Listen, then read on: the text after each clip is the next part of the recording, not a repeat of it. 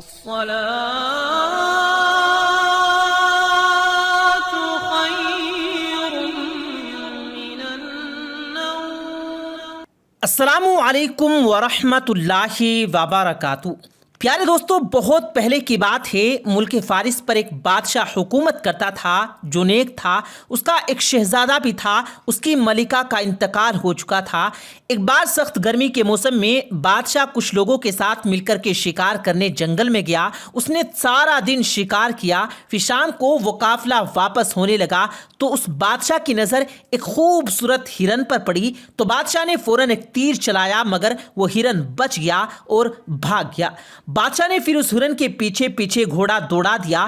بادشاہ نے اس دوران اس ہرن پر کئی تیر چلائے مگر سب خالی گئے. ایسا کرتے کرتے وہ ہرن کہیں جھاڑیوں میں چھپ گیا. اب رات ہونے والی تھی، اس لیے بادشاہ نے جانا مناسب نہیں سمجھا اور اپنا گھوڑا واپس گھما لیا. اتنے میں خاموشی کو چیرتے ہوئے کسی کے رونے کی آواز آئی. یہ سن کر بادشاہ بہت حیران ہوا کہ اتنے گھنے جنگل میں کسی عورت کے رونے کی آواز کہاں سے آ رہی ہے. اتنے میں بادشاہ اپنے گھوڑے سے اترا اور آواز کے پیچھے پیچھے جانے لگا. تھوڑی دور چلنے کے بعد بادشاہ نے دیکھا کہ گھنے درخت کے بیچ میں ایک بہت پرانا کنواں ہے جس کے منڈیر پر ایک نہایت ہی خوبصورت عورت بیٹھی ہوئی رو رہی ہے. اس کا رنگ دودھ سے زیادہ سفید، اس کے بال سنہرے تھے جو دور سے ہی چمک رہے تھے. اس نے پھٹے پرانے کپڑے پہن رکھے تھے. بادشاہ اس کے پاس پہنچا اور نرم لہجے میں پوچھنے لگا، اے عورت، تم کون ہو؟ اس ویران جنگل میں بیٹھی کیوں رو رہی ہو؟ میں اس ملک کا بادشاہ ہوں. بتاؤ کس نے تم پر ظلم کیا؟ تم کو انصاف ضرور ملے گا. عورت نے روتے ہوئے کہا، بادشاہ، میرا نام نگینہ ہے. میں پڑوسی ملک کی رہنے والی ہوں. میرا باپ مر گیا. میرے چاچاؤں نے میری جائیداد پر قبضہ کر لیا اور مجھے اس جنگل میں مرنے کے لیے چھوڑ گئے ہیں. یہ کہہ کر وہ اور زور زور سے رونے لگی. بادشاہ کو اس پر ترس آ گیا. چونکہ وہ عورت بہت خوبصورت تھی اور بادشاہ کی بیوی کا انتقال ہو چکا تھا تو بادشاہ نے اسے اپنی ملکہ بنانے کا سوچ لیا. بادشاہ اسے اپنے محل لے گیا. اگلے دن اس سے شادی کر لی. پورے ملک میں خوشیاں منائی جا رہی تھی. یہ دیکھ کر کہ شہزادہ بھی بہت خوش ہوا. اس کے بعد وقت گزر گیا. نئی ملکہ کے آنے کے بعد بادشاہ کی طبیعت خراب ہونے لگی. وہ دنوں دن کمزور ہونے لگا. یہ دیکھ کر کہ شہزادہ بہت پریشان ہوا. اس نے ملک کے بڑے بڑے حکیموں اور طبیبوں سے بادشاہ کا علاج کروایا مگر کوئی فائدہ نہ ہوا. دور دور سے حکیم آئے مگر ان کو بھی معلوم نہ چل سکا کہ آخر بادشاہ کو ہوا کیا ہے.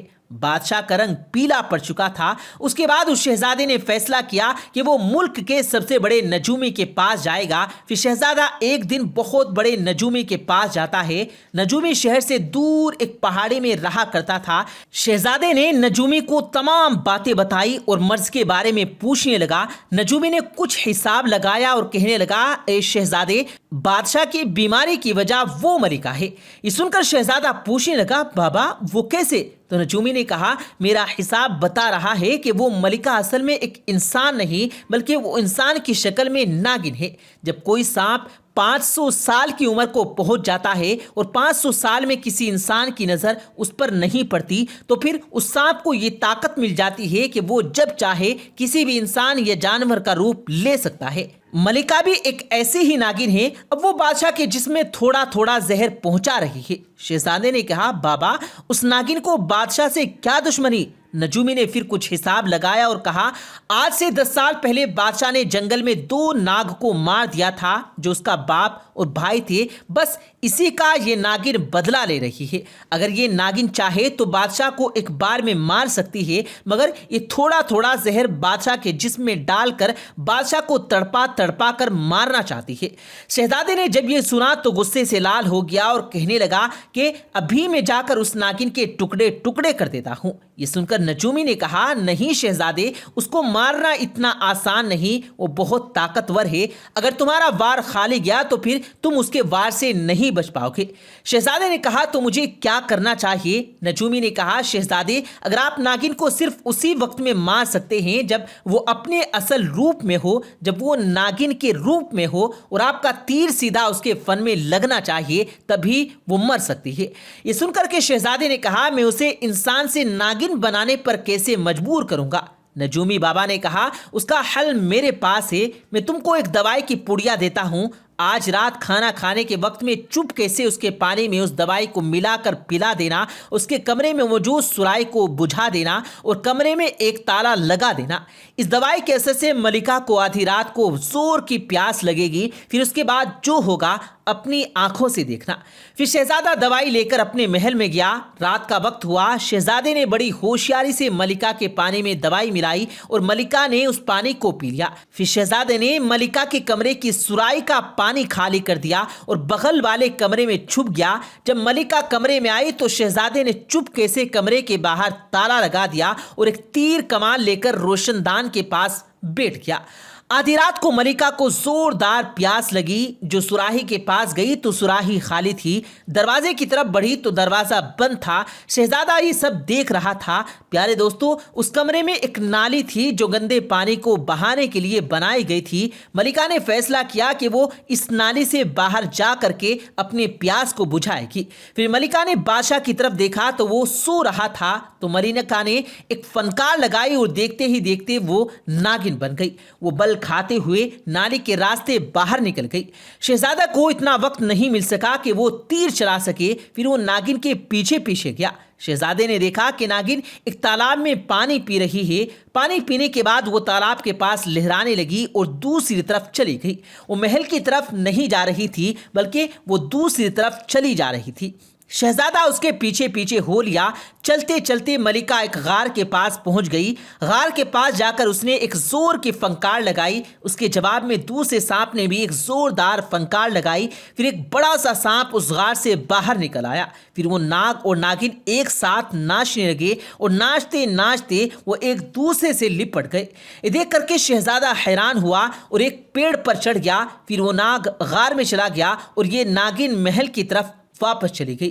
شہزادے کے لیے یہی صحیح وقت تھا۔ شہزادے نے اللہ کا نام لے کر ایک تیر چلا دیا جو ناگن کے فن پر لگ گیا اور ناگن تڑپنے لگی۔ تڑپتے تڑپتے وہ انسانی روپ میں آنے لگی۔ آدھا جسم ہی انسان بن پایا تھا، تبھی اس کی جان نکل گئی۔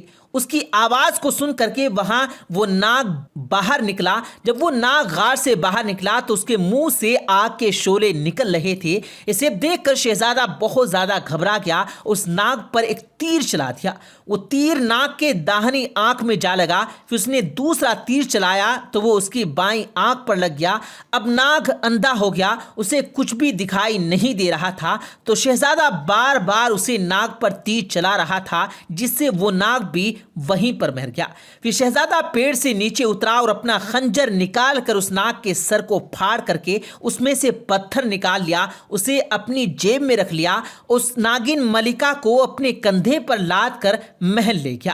یہ دیکھ کر کے محل کے تمام لوگ بہت زیادہ حیران ہو گئے اور گھبرا گئے۔ پھر بادشاہ نے جب یہ منظر دیکھا تو بادشاہ بھی بہت حیران رہ گیا کہ میری ملکہ تو ایک ناگن نکلی۔ پھر شہزادے نے تمام ماجرا بتایا اور بادشاہ کے بیمار ہونے کا پورا واقعہ پورے محلے کے لوگوں کو بتایا۔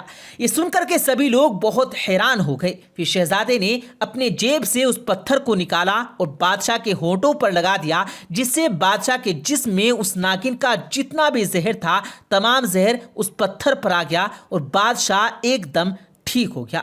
پھر بادشاہ نے اپنے شہزادے کو گلے سے لگا لیا اور خوب رونے دھونے لگا۔ اس کی اس بہادری کو دیکھتے ہوئے بادشاہ نے اسے ساری سلطنت سونپ دی اور اپنے در پر اس کو بادشاہ بنا لیا۔ تو پیارے دوستو، یہ کہانی تھی اس بادشاہ کی جس نے ایک ناگن سے شادی کر لی تھی۔ یہ کہانی آپ کو کیسی لگی کامنٹس کر کے ضرور بتائیے گا۔ ویڈیو پسند آنے کی صورت میں اسے لائک کرتے ہوئے دوستوں کے ساتھ ضرور شیئر کیجیے گا۔ ہم ملتے ہیں پھر ایک کسی قیمتی ویڈیو کے ساتھ، تب تک کے لیے اللہ حافظ۔